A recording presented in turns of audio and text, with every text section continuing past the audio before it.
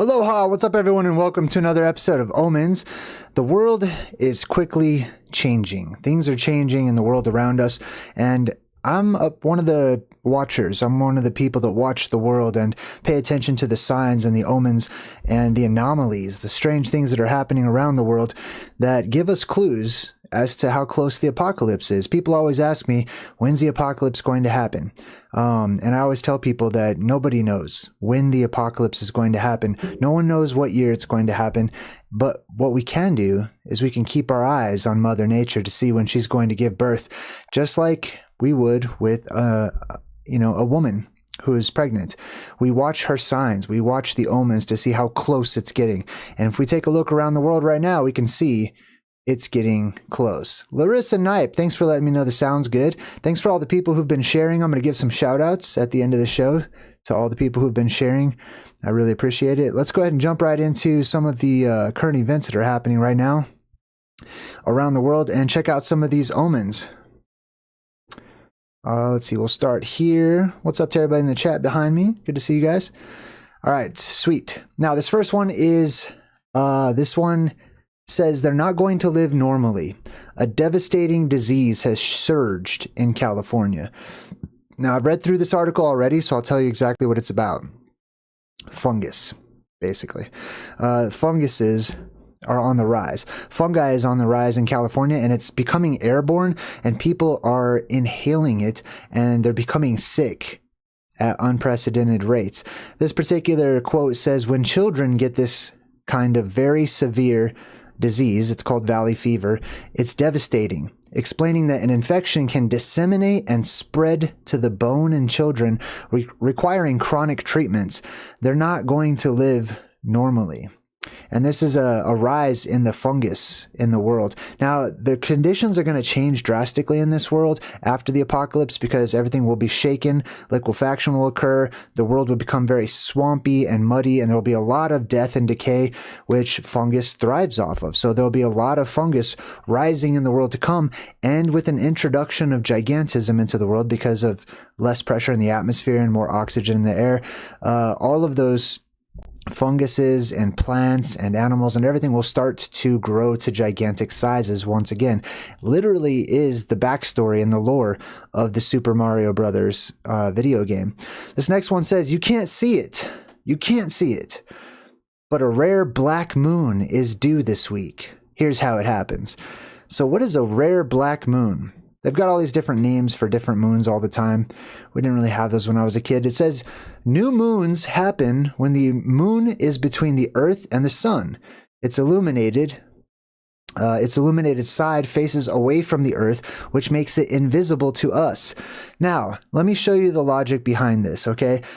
When the moon is gone, and it's not in the sky, and it's just invisible completely, they call that a new moon, which is just in this upside down world. That doesn't make any sense to me personally, but it's a non-existent moon. It's not new at all. There is no moon. So let me give you guys a quick little show of what they're trying to say here. So here's the sun. I'll use my cell phone as the sun. You're on Earth facing the sunlight, and the moon passes in front of it. So because the light, this is a cookie, okay? Because the light passes around the moon, this becomes invisible. Do you see how it's invisible right now? You can see right through the cookie. Yeah, that's the logic that they're using in academics. The same logic is applied whenever talking about eclipses, right? You can see the moon in the daytime quite often, which is in and of itself another omen. It shouldn't happen. The moon needs to stay in its place in the night. Okay, that's where the moon's supposed to be. But lately, the moon's been drifting over into the daytime a lot in the past decade or two. And they say that, that's what causes a solar eclipse. In the daytime, the moon passes in front of the sun. But we don't see that. We don't see the moon passing in front of the sun. It must be the invisible moon. It's the invisible moon that's passing in front of the sun. None of this makes any sense. Even if the moon was a rock out there, you would see a shadow. You'd see blackness. You'd see darkness. But they're like, oh no, it just becomes completely see-through. It becomes invisible. The moon is going to become invisible. It's going to disappear completely. So will the sun, so will the luminaries, the stars, and everything, whenever we go through this next apocalyptic event. That will last for a short time before the world is reintroduced to completely different light spectrums and light sources, and the primordial sun will reappear. Now, this next article, this one says, Roman bathhouses in Turkey are unearthed by archaeologists. So these are bathhouses in Turkey dated back to about 1700 years ago. That's about and around the time 325 AD, which happens to also be right around the time the Council of Nicaea was instituted by Constantine, and they were implementing and canonizing the Bible as we know it today. But bathhouses, this is interesting too. Bathhouses being up in the news once more. Why is it interesting to me? Right? Because in 325, they were talking about these bathhouses and how they had spas and running water and plumbing and all of this amazing technology and architecture and stuff. And yet, 600 years later, whenever we see the rise in castles across the world, during the medieval times, we're led to believe that they pooped off of the side of the building and allowed their poop to just trail off on the castle walls down into the moat that surrounds their living quarters. I don't buy this story at all. I think there's a huge gap in the explanation of the lack of facilities, bathrooms, even bedrooms within ancient architecture, especially castles and whatnot. But the reasoning for this has to do with the change in our environment. The reason that they had bathhouses so long ago has more to do with the energy that comes up out of the earth, those geoplasmas that I talk about whenever those gases are released from inside of the earth. Due to the fluctuation in the electromagnetic field, it opens up, it creates little doors, and those gases can come up and they erupt and they ionize and they become plasmas, healing plasmas that revitalize your cellular structure. So oftentimes they would also rise up through different pools of water, like naturally occurring pools of water. And these were known as healing pools. The angels would stir up the waters, and the first people to go down into those waters would be miraculously healed of their infirmities and diseases, and sometimes even made younger. And that's why we have the rise of these particular bathhouses. It's not because there was just this push for cleaning themselves. These weren't like baths to go take a bath or whatever. They may have become something different over time when that energy retracted and that energy went back down inside of the earth and it no longer charged those waters. But initially, at the beginning, the people used those waters. They diverted them. They put them into particular areas. They would build houses around them because they were places of power. In the same way that they would build buildings and cathedrals over cavernous systems to harness those geoplasmas that were coming up out of the earth, to use them as healing centers. But I believe that whenever the atmosphere is electromagnetically amplified, that people have a stronger charge. They have more energy about themselves and therefore less of a desire to consume. There is a hunger. There is a non-existent hunger. Hunger doesn't exist. Hunger only exists whenever the body is weak. Whenever the body is strong and charged and the spirit is strong, hunger is done away with. So is sleep. And these things, I believe, are reflected in our records of how things were. Now, let's get to this one. This is interesting. The title of this particular article says, "Being short is a curse. The men who are paying thousands to get their legs broken and then lengthened." So this is amazing to me that people would even do this, that they are mutilating their bodies, breaking their very bones because they're too short and they want to extend their legs by a few inches to be taller, right? There is a longing to be taller, and there's a reason for that because I believe we used to be a lot taller. As I said, gigantism will return to this world. The way it will be is the way it once was long ago. People going back in their records, especially when you look at the religious texts, people were bigger and bigger and bigger. There were giants. Giants were all over the world. They were the norm. We're shrinking. Everything in this world is getting smaller and smaller and smaller. The lifespans are getting shorter and shorter and shorter. Things are getting more toxic and more toxic until we get to a great cleansing event, which is the plasma apocalypse. After that cleansing event, gigantism is restored to the world. All the toxins are removed, and we enter into a golden age once again. But this is literally prophecy that people would get shorter and shorter, and it is seen as a curse. The earth is quote unquote cursed. Why? Because all of the energy is being removed from the surface where we live, and therefore we lack energy. We lack life. And that is a curse, which is death, basically, right? Things become shorter and shorter. So now people are actually breaking their bones and trying to extend them to get taller, only by a few inches. But don't worry, people are going to grow to gigantic sizes once more in the future. Now let's check out this let's check up on the blue-green algae problem. The harmful algal blooms, and let's see what they say here. They're happening all across the world, okay? I'm just sharing with you guys a couple of instances here and there, but all of these stories can be found in all of your different countries, everywhere. This is Chillmark Pond. It looks inviting, but a danger lurks in these waters. Over the last several years, toxic blooms of cyanobacteria have taken over. Martha's Vineyard generally is just paradise. Arnie Spivak and Sharon Siegel live. Yes, so that's also an omen in and of itself. The things that once were a paradise are becoming toxic. On Chillmark Pond. They remember a time when the pond was a place for play, a passageway to the beach, and the wonders of summer. My grandchildren used to swim in this pond, and they can't anymore. Cyanobacteria, sometimes called blue-green algae, are microscopic organisms that thrive in warm, nutrient-rich water. Disgusting. Hold on, let me check the chat just to make sure you guys can hear the audio okay.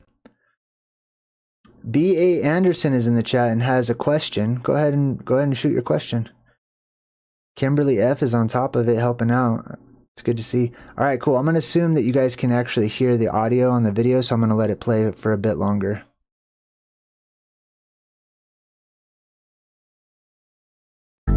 They feed on nitrogen and phosphorus, and in the summer they can multiply fast enough to choke a pond and produce toxins that can make people and pets sick. So these cyanobacteria, these harmful algal blooms, they're bacteria, okay? The world's water supply, the oceans, the lakes, the streams, the rivers, they're all growing bacteria, which in general is a bad thing for us, okay? That bacteria, there's different forms and there's different types. It physically actually glows sometimes, you know, like typically we would stay away from things that are glowing like they're radioactive or something. And radioactivity is also coming into play, as I'll show you here in a minute. But these bacteria, they produce toxins. Those toxins can lift up into the air and be moved about by the winds and stuff. And they can produce neurotoxins. That means your mind will be poisoned by the very water supply itself as the bacteria levels increase and increase the world across. The color change is a huge omen. It's to let you know there's something wrong. Right now, it's starting to shift into the green spectrum. According to the book of Revelation in the Bible, it will shift into the red spectrum as it becomes red tide the world across. This pond is really delicate. Emily Reddington leads the Great Pond Foundation and says the challenge was finding a fix that wouldn't hurt the ecosystem they're trying to save. Instead of adding a chemical or disturbing the environment, it uses sonic pulses targeted specifically at cyanobacteria. Now, this is interesting. So they're starting to try to come up with inventions to rid these large lakes and ponds and stuff of the cyanobacteria. They're using sonic induction. They're using sonic waves, frequencies to try to mess up the bacteria. The earth is going to do this naturally in the time to come. The whole world will be cleansed through different properties. One of those is acoustics. One of them is plasmas and other things too. But the earth is going to rid all of it. It's going to cleanse out all of our water supply to keep them from growing out of control or blooming. This is the LG Sonic MPC buoy, a solar-powered savior for Chillmark Pond. Like green water. Every 30 minutes, it checks the water's vital signs and sends out sound waves that block algae from the sunlight it needs to grow. Without the buoy, the blooms can surface, spread, and release those dangerous toxins. Now, let me back it up just a second and we'll move on. I want to explain how this happens, okay? The sunlight that we have today is getting brighter and more focused. Therefore, it's getting hotter. Therefore, it's making the atmosphere hotter. We have an increase in pressure in the atmosphere, which also adds to the temperature rising. When you increase the pressure in a closed system, it directly corresponds to an increase in temperature. So the more gases that are released from within the Earth, keep that in mind because it's happening in mass right now, it contributes to the higher pressure in the atmosphere. The higher pressure creates more heat. In addition to the sunlight or the focal point above us, the daytime becoming more focused, it will also get hotter and hotter, which causes the waters to expand and the water levels to rise because the water is expanding. It also heats up the water, which releases all the oxygen from the water. When you release all the oxygen from the water, all those creatures that live in the water that breathe the oxygen through gills, they start to die off. When you have a massive amount of death of organic life forms in the water, then the bacteria and all the creepy crawlies and all the nasty things start to proliferate. They start to eat it up and multiply.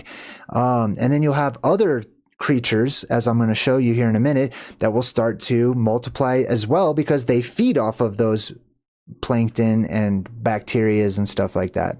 So that's how that happens, okay? And it's happening the world across. This is not human caused. They're going to say that all over the place. They're going to blame humans. They're going to say, oh, it's because of runoff from the side and there's, you know, people everywhere are just dumping sewage into these ponds or whatever. That's not happening the world across, okay? These harmful algal blooms are happening everywhere, even when where there's no humans in the area. All right, so let's move on. This next article says you can now buy a humanoid robot for under $6,000. Wow, sweet. $6,000 for your own humanoid robot. Here's what it can do. The Unitree R1 robot is versatile with a human-like range of emotion, or range of motion, I should say. Now, this article doesn't even tell you what it can do. They're just tricking you into reading the article, okay? It's robot. There's no list of things that the robot can actually do. Hold on, let me see if I can get this pulled up. They don't tell you what the robot can really do, except for, you know, the typical robot stuff like dancing, flipping pancakes, doing menial tasks, bending over and stuff like that. But specifically, they call this out in the article. Right here, it says the Unitree R1 isn't about replacing people. It's about making humanoid robots more accessible. By lowering costs, it opens the door for universities, small companies, and even hobbyists to explore everything from AI vision and balance control to dexterous hand movements and creative performances. That just means entertainment, right? Getting your robot to do your work for you. But why would they say this? Why would they even point this out? It's not about replacing people. It is about replacing people. You're being replaced, okay? They're trying to say, oh, well, we make them humanoid because, you know, look how cute it is. It looks like us, and old people can relate to it. So when you put them into the retirement homes, which they're going to do, and which they already are doing. I actually just posted a video of a robot waiter on my shorts section. This robot waiter, this blew my mind. I've never seen this before. This robot, looks like R2-D2, comes out, it's got the food on it and everything, and it stops at the people's table, and the people just take the food or whatever. Sometimes a waitress would come out to like help it or whatever, but they're starting to put the robots out there. They're taking your jobs, and people are clapping. They're saying, thank you, may have another. They're being replaced. Your jobs are being replaced. Your boyfriends are being replaced. Your girlfriends are being replaced. Your love life, your sex life, your work life. Everything is being replaced. Even your entertainment, even your vacations. Pretty soon people are going to be taking vacations from their couch as they put on some contact lenses or turn on their smart chip in their brain or whatever. And then they appear within the avatar of the robot itself, as the robots are out on vacation at the beach or whatever, and your body is at home on the couch. You know what I mean? You're being replaced. They want to make one of these for every human in the current population. However, the birth rates are on the decline. So if they make 10 billion humanoid robots or whatever, the humanoid robots will outnumber us. They will turn on you. Okay, you know it's inevitable. That's the elephant in the room, is these robots are going to eventually turn on humanity. You're not going to be able to control them. If you think it's difficult to control your smartphone at the moment, think about how difficult it's going to be to control a humanoid robot that has access to your house's Wi-Fi, and therefore every instrument in your home and your phone. And this is going to be a guard in your house. They're going to be guarding you, watching you, listening to you. They'll know exactly where you are at all times. I also posted an article on my posts section about how your Wi-Fi in the house can track your movement. It does. I actually received messages directly from Xfinity asking if I was interested in tracking the movements in my own house from my router, my Wi-Fi router, right? Using the Wi-Fi signals to bounce off of other things, and they can see where you are. They can see through walls. This is a lot of power to give a dancing toaster. You know what I mean? Not good. All right, next up. Oh, snap. Do you like shrimp? Do you like lobster? Do you like dipping these disgusting things in butter and claiming that they taste good when it's really just butter that you like? Check this out. The FDA is warning the public not to eat potentially radioactive shrimp sold at Walmart. In a press release today, Oh man, there's no picture. Hold on, let me do this again, see if it works. Radioactive shrimp. You heard him correctly. FDA warns the public not to eat possibly radioactive shrimp sold at Walmart. I know that you shrimp lovers, you shellfish lovers out there, immediately are going to be like, oh, that's why I don't shop at Walmart. I get my sea bugs from the local farmer's market or whatever. the FDA is warning the public not to eat potentially radioactive shrimp sold at Walmart. In a press release today, the FDA said cesium-137, a radioactive isotope, was detected in shipping containers and frozen shrimp. Now, no shrimp that tested positive for this radioactive material has entered the U.S. food supply, to our knowledge. The FDA is still recommending a recall on all products from this shrimp distributor. They advise customers to throw... All right, well, sorry there's no picture. I don't know what happened to the video, but here's the point, okay? This is an omen of the apocalypse. Lobster, I know people are like, oh, lobster's a delicacy. I'm gonna get lobster. I'm gonna get crab legs and all this stuff, you know, if you have some extra money, and go splurge or whatever. The reality is lobster used to be the food of prisoners in the early days. There was so much lobster, like they were seen as a nuisance, right? They were a sea bug. They still are a sea bug. They're bottom feeders. They literally eat shit. Excuse my language, but they literally eat poop, okay? And you are what you eat. So it reminds me of Happy Gilmore when the guy's like, I eat pieces of crap like you for breakfast. But anyways, I just wanted to remind everybody, right? This is a bug on the land. This is a bug underwater. What happens is a lot of the... Remember how I said gigantism returns to this world, right? Well, in part, it depends upon your surroundings. Those creatures that live in the water have...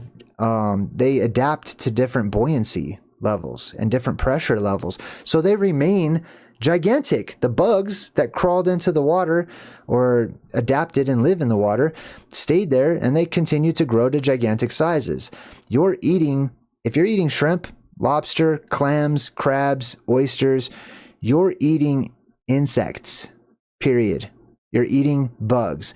Now, does that make you a bad person? No, that doesn't have any bearing. I mean, it could potentially affect your DNA and, you know, change your mannerisms and how you see the world and stuff over time, possibly. But I'm just pointing out the obvious, okay? If you don't just pick up cockroaches and go, Hakuna Matata, and eat bugs on land, why would you do that with bugs in the ocean? Why are we so convinced that these are delicacies? They have the slaves eating the crap and calling it a delicacy. So it's a huge omen of the apocalypse in the world that we live in. In the time to come, hunger will be destroyed. Like I said, it will be taken away. And the things that we do eat, when we do eat food, will be delicious, vegetables and fruits, basically. Probably fruits and vegetables to begin with, at least, if you even need to eat. So here's another example. This is a bug in the ocean. It's a cockroach. This is a cockroach on the land. This is a scorpion in the ocean. This is a scorpion on the land. This is a spider in the ocean. Ah, shoot. I was trying to get rid of myself here. This is a spider on the land. Okay? Pay attention, class. You're being tricked into eating bugs, and they're calling them delicacies, like it's the Lion King. So that to me is a huge, and not only that, they're straight up just crushing up bugs and putting them into your food, especially those of you who live over in the UK. You already know there's bugs, and they won't list it as an ingredient. They'll call it by some Latin name or something, but they're putting bugs in your food without your permission. This next article says a climate. Hold on, let me check the chat just to make sure we're good. It looks like we're good. Yes, okay, cool. All right, sweet. Next up. A climate of unparalleled malevolence. Are we on our way to the 6th major mass extinction? Churning quantities of carbon dioxide into the atmosphere at the rate that we are going could lead the planet to another great dying. So this whole article really focuses on carbon dioxide being released into the atmosphere. They're close. And I actually read through this article, and I applaud them for placing the blame mostly on volcanoes. If you read these types of articles, usually they'll place the blame on humans and smog and the Industrial Revolution and things like that. This one really focuses on how much carbon is put into the air from volcanoes alone. So I like that they sided with nature on this throughout this article. But where they're missing the point is it's got less to do with just carbon and more to do with gases in general, okay? The Earth is releasing massive amounts of gases, not just gases from the surface, but gases from the inner Earth, which, like I said, there's going to be a great gas release. There's going to be a depressurization of the atmosphere. All those gases are going to be released. And the more gases, or carbon dioxide, or whatever it may be, oxygen, nitrogen, all the different gases, the more gases that are put into our atmosphere up here on the surface, the quicker we will need a pressure release, which means there will be an apocalypse on the way. Next up, Texas can't require the 10 Commandments in every public school classroom, judge says. A group of Dallas-era families and faith leaders saw a preliminary injunction against the law, which was set to take place effective September 1st. So, you've heard this many different times. People are for putting up the 10 Commandments in the school. They're against putting up the 10 Commandments in the school. I want to talk about this just for a moment as an omen. First and foremost, you see the 10 Commandments right here next to me. But if I scroll up just a tiny bit, what else do you see? Right there. Typically, this is called the eye of providence or the eye of God. It is also the all-seeing eye. I have lots of videos detailing what this is. Okay, this is the apex of the dome, or the apex dome of the firmament, and it is seen as a large eye that stares down at us whenever it's illuminated every other cycle. People can actually see it, and that's why we have all this illumination coming off of it or whatever, because it lights up.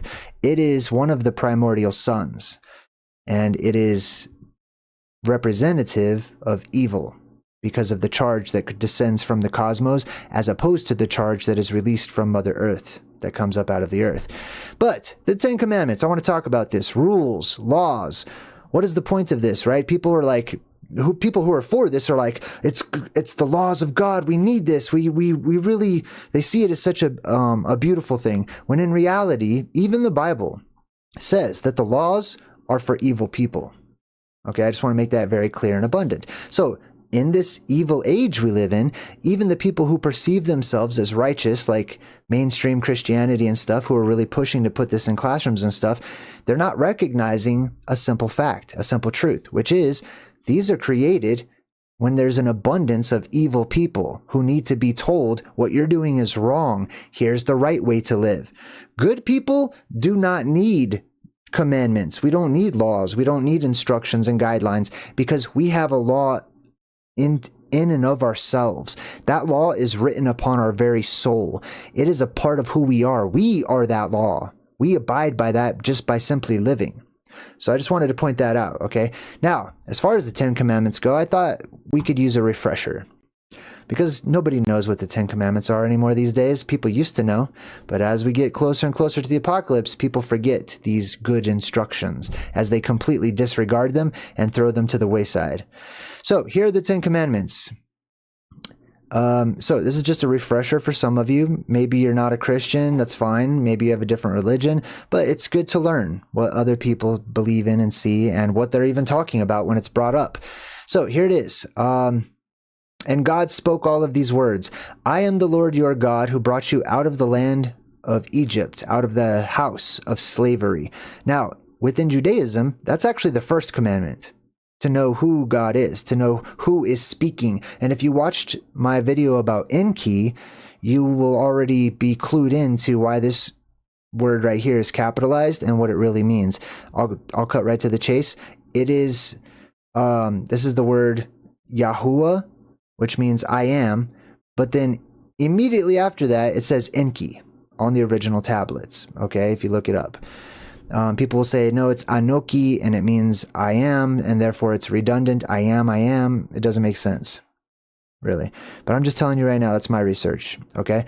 I am Enki, your God. Now, Enki, I relate, there's two brothers within, the story of the Anunnaki, or the ancient Mesopotamian Sumerian gods. There is Enki and there is Enlil, right? You have the cosmos father, or the sky father, whose name was On or An. And there's different derivations of that, or derivatives of that. And then he had two sons. One was Enki, which is the Lord of the earth, and one was Enlil, which is the Lord of storms, or the Lord of the sky, which is basically Satan, basically devil, basically the one that is the god of the airwaves and stuff, as it says in the Bible, right? So Enki, I relate to being the Lord of the earth, which is representative of the earth energy, the blue beam that I talk about that comes up out of Mount Meru at the center of the world. And that's who Enki represents to me, okay? Enlil represents that eye in the sky that I just showed you, that apex dome or whatever. All right, let's continue on. You shall have no other gods before me. Now, the reason I'm going over this is because there's a lot of confusion. People have no idea what these commandments even mean. People often will look at this and say, look, it says in the Bible not to worship other gods, but it doesn't. That's not what this says. It says you will have no other gods before me, which really means who are against me. So you shall not side with those gods who are against me. Otherwise, it would just have a period right here, right? You shall have no other gods, period. But it doesn't say that. That's because the time comes, we go through these shifts, we go through these cycles, where there appears to be one God or one major source of energy, which usually right now is called the sun. It's a focal point up in the sky, or the moon, you could make a case for as well. But when we return to the age of light, this focal point disappears, and we have many different beings of strength, gods, right? I'm just using the term loosely, but we have many different lights and plasmas and powerful anomalies that are seen around the world, hundreds and hundreds and thousands. And so people all around the world begin to worship and adore and gain power from these places. And then, of course, you have tradition over time and the telephone game of time that changes all those stories and how people do, react to them or whatever. But this story is in ancient Egyptian history. So you have Akhenaten, right? A lot of people have seen Akhenaten, like a bust of King or Pharaoh Akhenaten. And if you've seen like Ancient Aliens, it'll show he had an elongated skull. A lot of people think he was an alien and stuff. He wanted to institute worship of only one God and said, no, there is only one God, etc. But then his son, King Tut, or King Tutankhamun, immediately when he came to power, he said, no, we're worshiping the old gods, which to me shows a transition in that time period when there was one God and then something happened to the land and many gods all of a sudden appeared. And then it was detrimental to, go back to the old ways or whatever. So we see these shifts. Now, this next one says, you shall not make for yourself an idol in the form of anything in the heavens above, on the earth below, or in the waters beneath. You shall not bow down to them or worship them, for I, the Lord your God, am a jealous God, visiting the iniquity of the fathers on their children to the third and fourth generations of those who hate me, but showing loving devotion to thousands of generations to those who love me, keep my commandments. Now, in short, this is about what's known as graven images or engravings, right? Something that is carved out as the likeness of something else. I just want to point this out. Every single one of these letters is an engraving, technically. It is a picture, okay? It is a picture of things that exist in the sky, on the land, and in the water. Every one of these are not just... That's not just a W. That W is literally a picture of a hook, if you go back and you study what it is, or water if it's the letter M, or a house if it's the letter B, etc., right? They're all picture forms. They're all engravings. And there's good reason behind that. And the reason is we used to have telepathic powers. That was the first language. And we could give the truth, 100% raw truth, and transmit it from one person to another. When we use these engravings, these picture forms, glyphs, there's a lot lost, right? And they can be easily twisted and manipulated to mean something else. And this happens a lot, and that's why we've been given that commandment. You shall not take the name of the Lord your God in vain. For the Lord will not leave anyone unpunished who takes his name in vain. A lot of people think that this means don't say God damn it. A lot of people say this means don't say Jesus Christ or whatever. That is not at all what this commandment means. It doesn't even have the word vain in the original Paleo-Hebrew. The word is, you shall not take the name of God and bring it to nothing.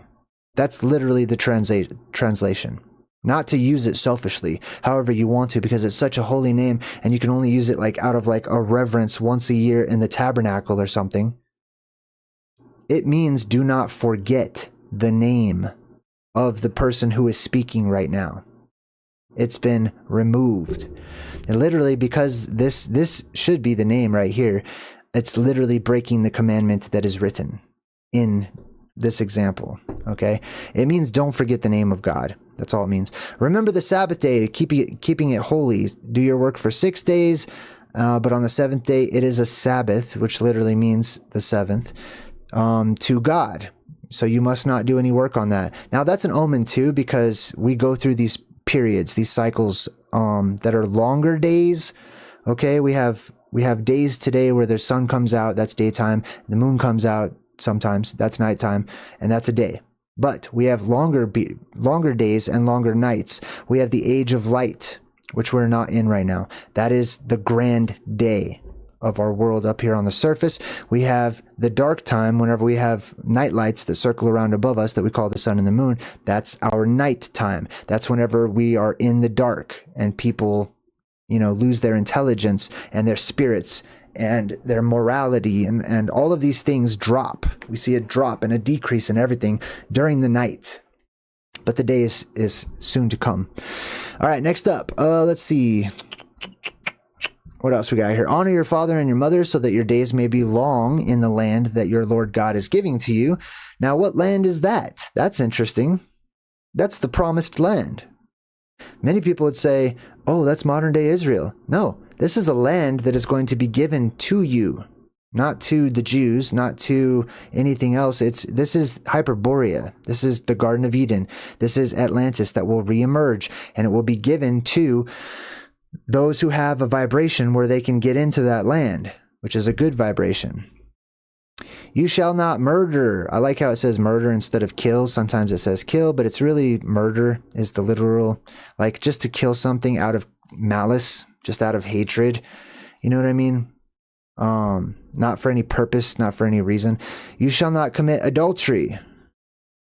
That means to go take somebody else's wife or whatever. You shall not steal. Pretty basic right there, right? Don't steal stuff. Don't take what belongs to other people. And ultimately, everything belongs to everybody here on earth, but I get it. You shall not bear false witness. Now listen, it says you shall not bear false witness. That means you don't put up with it. That doesn't mean you yourself shall not lie. It means you shall not put up with any lying from anybody, including yourself. Okay, so all these people that stand by and watch as people deceive other people and they do nothing about it, they're breaking this commandment. You shall not put up with lies, is what this should say. You shall not covet, which means to desire your neighbor's house. You shall not covet your neighbor's wife or his manservant or any of his stuff, basically, right? Be satisfied. Be satisfied with your path, with what has been given to you along your walk. You know, that shows confidence. That shows a thankful heart, right? Don't walk other people's path. Don't be jealous and envious of other people's path, because you're forgetting yourself. You're losing yourself in the process. Anyways, those are the 10 commandments. I thought I would just remind everybody of what they do say. These are tenets that are just ingrained within good people, okay, to a certain degree, depending on how you might interpret those or whatever, but be good, right? All right, Radar is called the Derby Fire. Your reporter at the desk, Joel Hillen, is gathering info on breaking news out of Eagle and Garfield counties. Yeah, Joel, residents there are waking up to some evacuation notices. And Kennedy, Brian, they're being asked to be out of their houses by noon today to clear out of this area of the fast-growing fire. It started Sunday, caused by lightning in an area that they say is... Okay, time out. That's all I really wanted him to say, okay? They're talking about these wildfires here in my neck of the woods. They're happening all across the world, and they will blame the stupidest thing for these wildfires. Sometimes they'll say people toss their cigarettes out of the window as they're driving through the forest, and that causes a wildfire. Sometimes they'll say people are not putting out their campsite fires, right? And it causes a wildfire. Can that happen? Yes, but that's an anomaly. That's not something that's always happening. Now he's saying lightning. Lightning typically happens when it's raining and everything is wet. Okay? Can it happen? Yes. But like Mother Nature puts out the fires that she creates. Okay? Here's my theory. Okay? I feel like this is much better of a theory as to the explanation of these massive wildfires in these random and remote places and areas. It's not because of tourists. It's not because of quote unquote lightning. It is because of combustion. Okay? Spontaneous combustion, not humans blowing up, but gases that combust and blow up and create fireballs, actual fireballs in the forests and in these places where there's underground cavernous systems. There's these fluctuations within the earth where it's releasing massive amounts of different gases. Some of those gases, like methane, is combustible. So it comes up to the surface and all it needs is a lightning strike or power lines or whatever it may be to trigger it, and it explodes. And that explosion covers everything in flame and starts these wildfires. Next up, mile-deep underwater volcano off the west coast could erupt soon, scientists say, whoever they are. More than 2,000 earthquakes were recorded in one day. The article goes on to say an underwater volcano off of the coast of Oregon is gearing up for an eruption, according to volcanologists who are monitoring for activity. The Axial Seamount, an underwater volcano located about 300 miles off the coast of Oregon, 4,900 feet below the surface, has been displaying behavior that indicates an eruption is imminent. This is all directly related to inner Earth gases that are being released when the magnetic field that naturally occurs down there goes into fluctuation. That magnetic field keeps the pressure in. It keeps the gases in because the gases are repelled by that strong magnetic force. They're diamagnetic. When you have a fluctuation in that field, you have an opening and you have a spurt of a massive amount of gas that will rise up through these different cavernous systems, rushing up and causing volcanoes, pushing the land up in places, causing the land to drop out, and you have sinkholes in different places. Hey, Silver Sister just gave me $10. Thank you. Man, I appreciate that. All right, let's continue on. Let's see. Photographer sculpts ice lenses made from glaciers to capture dreamy images. So I just think this is directly related to the firmament, the dome itself. I believe it's made out of ice. I believe that the gases get far enough away, they get cold enough, and they straight up freeze into ice. And they conform to the magnetic field around the Earth, which is a dome shape in general. So here we have a piece of ice. The man has shaved it up, made it nice and smooth, placed it over the camera, and you get this right here. He's used it as a lens to sort of change the image or whatever. But my point is, ice can and is being used as an actual lens, like a camera lens or an eyeball lens, and the light can pass through the ice, and you can get a focal point up there in the heavens, which we call the sun. It can also, you can create projections through the ice too, like the moon and the planets and stuff. So I think that's very interesting. I think it's directly related to optics, and especially the optics of our atmosphere, which gives us the luminaries and so many wonderful displays. All right, let's continue on. Next up, the cursed gummy bear is spotted in Lake Huron. The super tough invertebrates that are survivalists. I'm just going to summarize this article for you. You see this big, nasty, jellyfish-looking lung? Heart? Whatever you want to call it? This is interesting because I've found records of these things existing within antiquity from different travelogues and, different people who were alive during the age of exploration. And they called these sea lungs. Like different people have different idea of what the sea lung might be. They think it's foam. They think it's other things. I think it's these things, right? So what these are, these cursed jellyfish or these cursed gummy bears,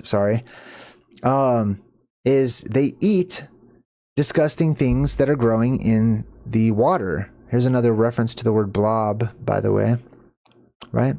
So what do they eat? Let's check it out. Let's see. So they're called bryozoans. I've actually mentioned these a couple times in past episodes.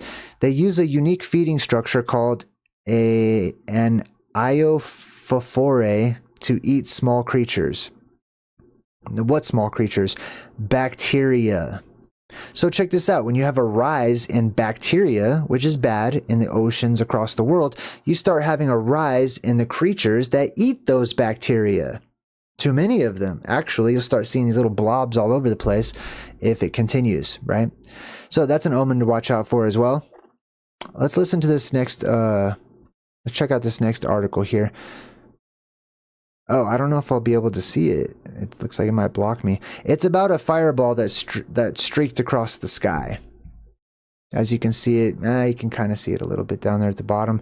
Anyways, it's just a fireball. It's plasma that enters into our atmosphere. It lights up the sky. And it's interesting to me because when it lights up the sky is still blue from a fireball that lights up the sky. Oh, here it is right here, actually. So check this out. See it right there? See it light up the sky like it's daytime? And then it just disappears. You never ever see, they want to convince you these are rocks falling from space. If that's the case, you would expect it to go bam, and you'd hear some kind of loud bang or explosion, or you'd have this huge crater in the earth or something. You don't ever see that type of stuff. All this is ionized gas, electricity that is coming down, and as it goes through the different gas layers, it will go out, basically, right? That's what you see. That's why they call it a fireball instead of like a meteorite or things like that. Let's see what else we got. Oh, here's that article. We'll check this one out. The Idaho Department of Environmental Quality found an active cyanobacterial bloom in Lake Lowell. The lake is about 5 miles southwest of Nampa. These blooms look like mats or foam, and they smell really bad. Exposure to cyanotoxins can irritate your skin, upset your stomach, and cause other issues. Okay, time out. That's all I really wanted her to say. Exposure to the cyanobacteria in the waters across the world can irritate your skin. So this is the next plague that you should watch out for, is people having skin conditions, itchy skin, rashes, unexplained strange growths or like rash-like symptoms on their skin, right? especially if you've been to like a lake lately or a pond or something where there's going to be more of this bacteria and I mean, some of it causes what they call like flesh-eating disease and stuff.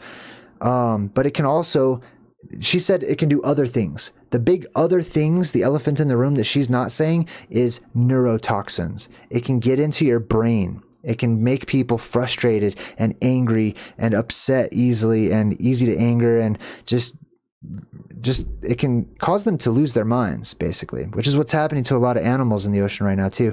This one says extremely rare bright orange shark with white eyes was discovered in the Caribbean. A shark with a striking orange appearance caused by a rare skin condition has been caught off the coast of Costa Rica.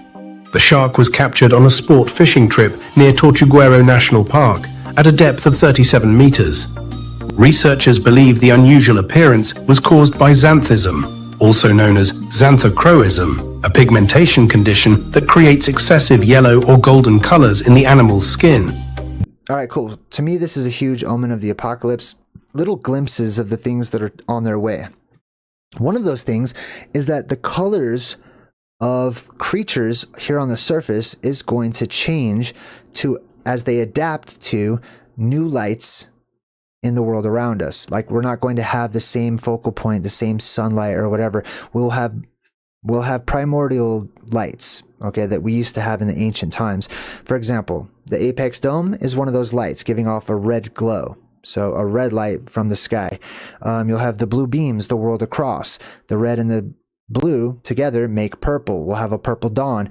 Anyways, all these different colors of lights are going to change the colors as the animals as they adapt. They will also change the colors of the plants that we're used to seeing, because plants bloom differently depending upon the different light sources. If you have a predominantly red light that's on plants, that actually encourages them to flower when they would never flower before. Okay, not all plants flower, but a lot of plants have the ability to flower. They just they're not exposed to the right type of radiation or light, or the light spectrum.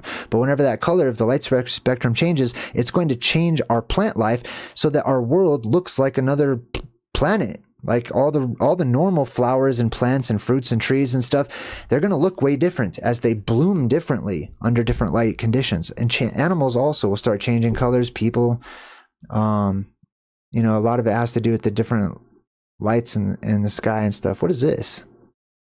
Oh, I don't know. Volcanic activity worldwide, August 19th. Mount Etna erupting. Santiaguito Fuego.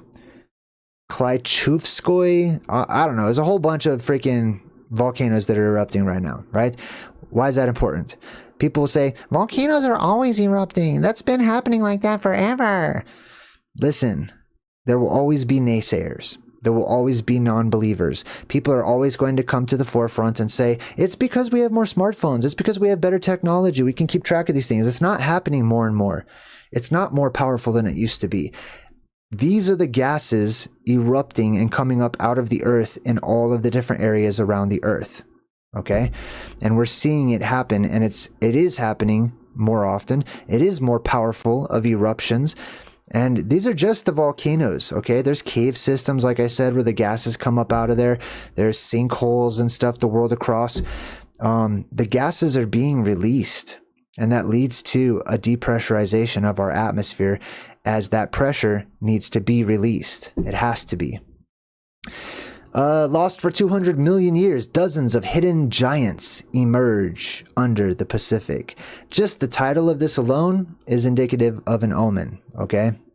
And it's that giants will emerge. Gigantism, as I spoke about earlier, is going to return to the world that we live in. There was a time when giants were in the earth, when they were on the earth. Right now, everything in the earth underneath us is gigantic. There's physical, actual humanoid giant beings that live down in the hollow earth beneath our feet in the underworld. There's giant plants down there that are producing massive amounts of gases that's needs to be released one of these days too, and we will benefit from that as their oxygen that they produce rises up to our world, and we'll have a great oxidation event once again. But everything under our world, under the earth, is gigantic right now. we'll switch places with them fairly soon. But this is indicative of gigantism returning to our world. Let's see. We got... This article says it's safe to swim in the Willamette Lake, I guess. Again, after toxic algal bloom. See how they have the word toxic up there? It's bad. But not yet for dogs. So humans can swim in this big green Kool-Aid, but not dogs. It's going to hurt dogs. But you can have your kids do it. That's fine. Man, if it's not good for dogs, I'm not going to let my kids swim in it. You know what I mean? If it's green like this, I'm not going to have my kids swim in it. He can swim in clear water, not gray water, not dark water, not nasty green or red or any other colors. Okay? In this world, it's not a good idea. This captures a harmful algal bloom in Ross Island Lagoon on Monday, August 11th. This is in Oregon. Like I said, though, this is around the world. Look at the vast difference between the green water here and the blue water over there. You see that? The waters are changing. I'm telling you, it's happening across the world right now. What does this one say? The ground cracks like splintered glass. NASA sounds the alarm as massive anomaly rips across Earth from forces buried deep beneath the surface. I wonder what that could be in reference to. Forces buried deep beneath the Earth's surface that might cause the ground to crack open like splintered glass. Have we not been discussing this entire presentation? The recent surge in global temperatures exacerbated by human activities, and natural climate variability has prompted urgent calls for international cooperation to address this escalating climate crisis. In short, it's called the South Atlantic Anomaly, and it's a region of weakened magnetic field affecting space technology over South America and the Atlantic. Satellites passing through the Atlantic anomaly face risks from high energy particles leading to potential malfunctions and data loss. I can explain that. So here's what it is. It's the gases it's the magnetic field fluctuating in particular areas of the Earth right now, right? Those areas have cavernous systems. They release all of this gas. The gas ionizes, goes up into the heavens, and it adds to the pressure, right? And it disrupts the things that are up there above it, like quote-unquote satellites and stuff. Excuse me.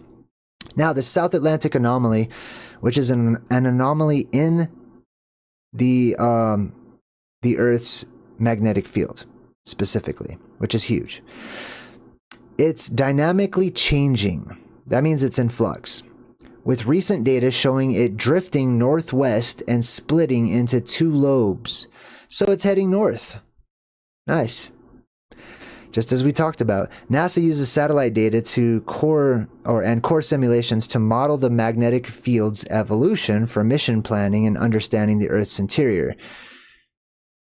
Anyways, I think this is huge. Okay, they call this the South Atlantic Anomaly, and that means they have no idea what it is. I will tell you what it is. Okay, it is the Earth's magnetic field going into fluctuation as it prepares for a polarity shift and the poles flip. And I believe last but not least, let's talk about NASA. What are they up to in this official NASA website article? It says here, earlier this month, NASA declared its intention to put a nuclear reactor on the moon by mid-2030s to support lunar exploration. They want to provide power generation on Mars and strengthen national security in space. Yes. Like we need more security on the moon where no one is and no one has ever been. We need more security up there. Are you kidding me? This is a joke, right? They want to put a nuclear reactor on the moon. Listen, what they're really talking about is the firmament. They want to try to like blow up the firmament so they can kickstart the atmospheric depressurization that I've been telling you about. Because the longer you wait, the worse the apocalypse is going to be. The more pressure that builds up, the stronger the winds are going to be whenever everything's depressurizing and you have a tempest and a world storm. So they're trying to like kick off the apocalypse by putting nukes up there on the dome. And they've done that many times, right? Project Fishbowl, Dominic, all those things in Antarctica, which is a part of the dome. But yeah, it wants to put a nuclear reactor to support lunar exploration. They don't have a Starbucks up there. They don't have a base up there. They don't have anything up there. They keep bragging about 1969 and patting themselves on the back, you know, when they tricked everybody into thinking that they actually went to some floating rock in the sky and landed on it. That's not going to happen. You cannot land on a light or a plasma. It's a luminary. It's not solid. It's a projection of the firmament, or a portion of the firmament, which is solid. So when they're talking about this moon stuff, they are talking about a different moon. They're not talking about the light you see in the sky. They're talking about a physical thing you can land on, upside down, up there above us, which is the firmament itself. And I believe that would be it. Let me give some shout outs. Now, this is my posts section. So if you go to my channel, you can click on posts. Here, let me show you actually. Let's back up a sec. So here's my channel. Okay. Congratulations, by the way. High five to everybody. 104,000 subscribers. I'm honored. That's pretty much predominantly word of mouth. You guys spreading the word and sharing my stuff. I appreciate it. So if you go to, we got home videos. These are pre-recorded. Shorts, those are little breadcrumbs. If you go to this section right here, you can share all these. These are little bite-sized videos. This one has the robot server I was telling you about. Okay, there's all kinds of little short videos, a minute or two long. These are great to share with people. These are all my live streams right here. So you can go back, see all the different ones that I've been doing in order. Podcasts, these are special presentations where I have guests on my show. And playlists, there's different playlists. But if you go here to posts, right behind me, you see posts? You click on that, and I post things, okay? They don't make it so that I can rearrange these posts, so sometimes I delete them, you know, so check them out while they're here. This is that article about Wi-Fi tracking your movement, and oh, right here. So here is where the people, I challenged people to go share some of my short videos, you know, because I think it's a good idea. I could use you guys' help to promote my work. I suck at promoting. That's basically why I did this. So all of these following people shared at least one of my videos on another platform. So I want to say a big shout out to Grimy1. Here's Grimy. We got Daniel Stone. We've got LaForge97. I Break Babylon. High five. John Maddox also shared to Reddit. Thank you so much. He shared the information about cathedrals and Antiquitech. That's an interesting one. We've got Sarah Hostcotter, who also shared. Thank you. High five to Sarah. Kathy Lynn Reed shared and left a little purple heart, which I like. NASA Guys 333 says shared, and I appreciate you. Thank you so much. I appreciate you too. Nancy Ross shared. We've got Lady True Blue, who also shared. Piper Smith happily shared. Thank you. My brother shared my work. I appreciate you. Big shout out to my bro. Oh, he just did a video recently too. A really good one where he was kind of just venting and speaking his mind about different topics. I highly recommend checking it out. Look for this logo right up there. The rabbit in the straitjacket in the insane asylum. Check that out on my main channel. I've got a link to his channel. Go check out his work. Chrissy Teen shared my work. Thank you so much. I appreciate you. Trey or TR3 says, I've been doing it, brother. No shout out needed. I do it from the heart. I appreciate you, man. Julie Shepard shared the Garden of Eden on Ancient Maps video. Nagagato shared. We got Sliff73. I like that name. Who says, I always share your content. No need for a shout out, although you know I love you. I apologize. I didn't know how else to send you a message. Oh, you're totally good. Don Murray, also the last one to get the shout out. Let me give this a heart here. I'm giving all these hearts. And I just want to say thanks to everybody for sharing my work. Like I said, I'm honored that I got over 100,000 subscribers without ever once asking anybody to ever share anything. It's simply been word of mouth. And that shows me that what I'm sharing with you is valuable, that I'm valuable, and you know, I'm humbled to be where I am and to do what I love. Really, I do all of this for my children. I do it for me. It's self-talk. I do it for you guys, and I really enjoy walking this path and all the different people that I meet as I walk this path, the beautiful experiences that I have. So give yourself a big high five, a pat on the back, and blow up the chat with some positive emojis as we run the credits. Until next time, I'm JayDreamerZ saying good vibes and goodbye.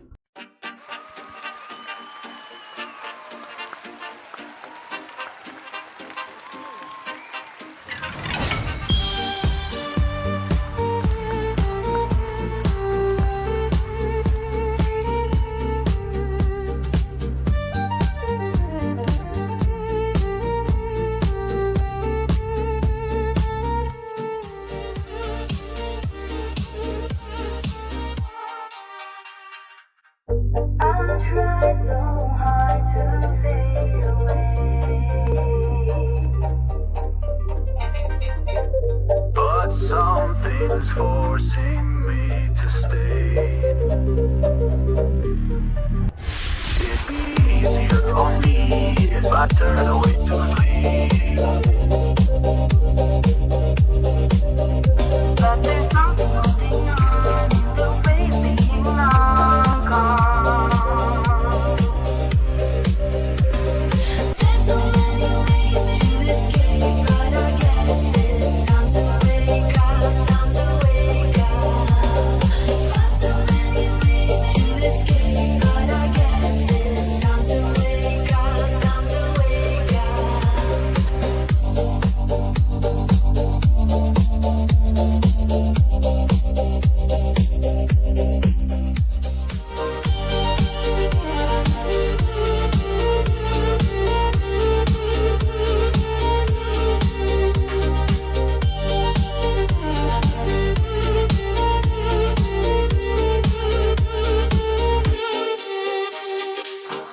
I'll try so hard to fade away,